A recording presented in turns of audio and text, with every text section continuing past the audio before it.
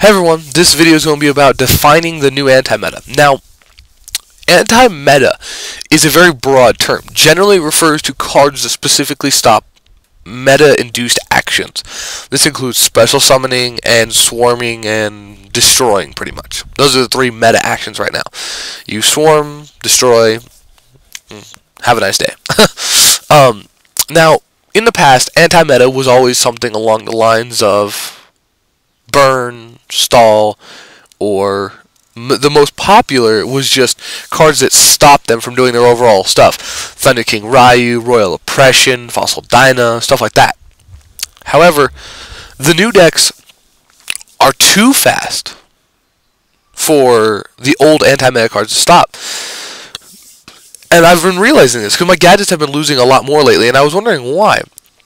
I started watching my matches, and the new decks are just too fast. I mean, even if you stop one thing, they have so many other things they can do. You're just not going to stop them. You really aren't. Anti-meta has become too slow. And I firmly believe if we get Royal Oppression back, that will help a lot, because that was one of our main cards. But for right now, I don't think we have enough oomph to stay in this meta. To stay like top tier. I believe anti-meta has now shifted to tier 2. I really do. Now, what does that mean? It means we need to evolve and find a different type of anti-meta. Now, burn and stall are both good options. Now, burn decks, yeah, they're good, but they're kind of, I don't know. I see burn decks as iffy, because there's a lot of ways to stop them. And if you don't get a good hand, you are kind of screwed. Now, I was thinking about a lot of different types of decks. I started thinking about Final Countdown. And I'm like, wait a minute. Final Countdown. The deck relies around a spell card, a bunch of monsters that have retarded effects, and a couple trap cards that piss off your opponent. This could work. So I started playing with it. I was toying with it. I first started building Network. First couple builds weren't that great. I was trying Swords, Nightmare Steel Cage, all the old stuff. It was not good. It was like, ew. So I took out all that for just Static Stall. Now, if you don't know what Static Stall is, one-turn stuff. Thunder of Ruler, Threatening Roar, Wabaku, Zero Gardenas, all that kind of stuff. I stayed away from the Karibo engine, because I don't want to get hit by Light Imprisoning Mirror. I don't want to get hit by Removal. I don't want to get hit by that crap. So I didn't go near the Karibo engine. I know that's a very popular engine, but I didn't touch it. And I'm very happy with the build that I came up with. Now, the overall build involves a couple main cards. First of all, for the spell cards, you've got Final Countdown, the main card. Then you've got One Day of Peace, which is amazing because it gives you stall for a turn and gives you another stall card. It's just it's a huge plus. So One Day of Peace is amazing. And then you don't use any of the statics. You don't use any of the constant stall. Swords doing light, level of area B. You don't use any of that.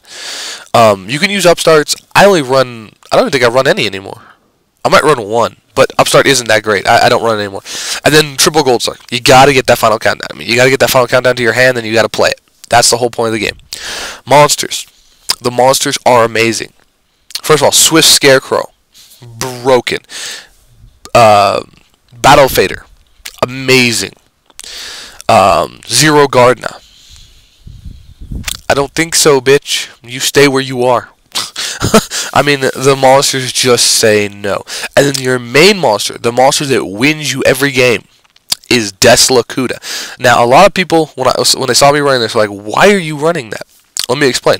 Desla, every single turn, if you protect him with Zero Gardna, Threatening Roar, Thunder Ruler, Wabaku, any one of those, every turn gives you another draw. Free draw, free draw, free draw. And when you start stacking free draws like that, you get so many stall cards. I mean, you have 5 back rows, 6 cards in hand. I mean, just, there's nothing they can do. Literally nothing. Like, if they don't stop Desla, like, the first or second turn you play them, you just start plussing like crazy. Especially if you start drawing multiple Desla, because then you have 3 of them going up and down every turn, and you have plus 3 every turn guaranteed. I mean, the card is broken.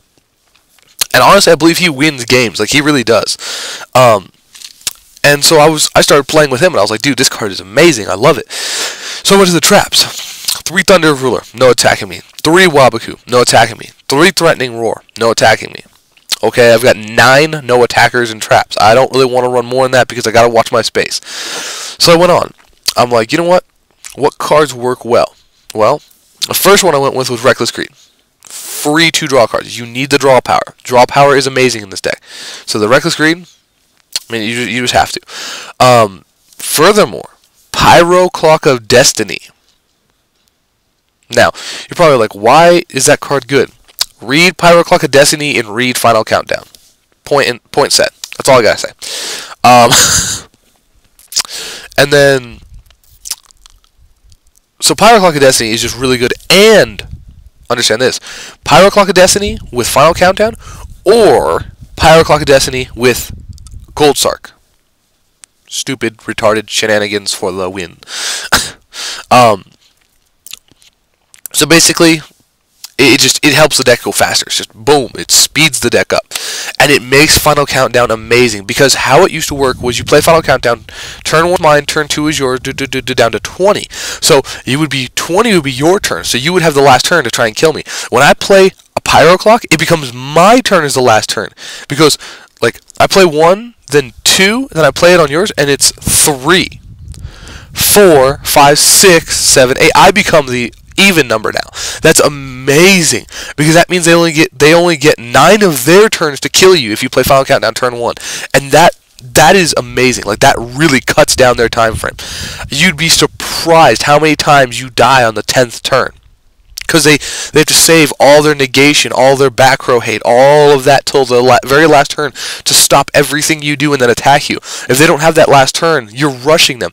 And if you play 3 Pyro Clock, I mean, that cuts them down to 8 turns. It's ridiculous. I mean, it punishes them. I mean, it puts them into a corner and locks them there. I mean, Pyro Clock is amazing. And then Pyro Clock with Gold Sark is just like, I'm not waiting. I mean, I've actually done that. I've drawn triple Gold Sark and double Pyro Clock. I'm like, can I laugh now or later? And I did that. I'm like, Gold Sark, remove 3, set double Pyro, go. They summoned, attacked me. I'm like, sure. Draw. Pyro. Hi, how are you today? I mean, it's amazing. So basically, from what I've seen, Final Countdown is like the new anti-meta, because there's nothing in the meta that can stop it. I mean, you got a Barkion. That's about it. One of the monsters you play is Lava Golem. Oh, you're going to play a Barkion? I'm going to Lava Golem you. Hi. I mean, it's so good for the fact that, and you may say, well, what about the fact that, what if they only play the Barkion? What if they only play Barkion so you can't play Lava Golem? Okay, let's examine that. They only play Barkion.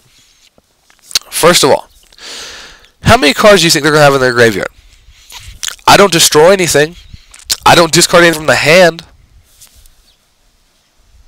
Like, when people play me, they have a graveyard of like 3 cards maybe, and that's because they like MST or Dust Tornado they use. That's it. I mean, I've seen people have to dark hole their own field just to get fuel for a Barkion for like 1 or 2 turns.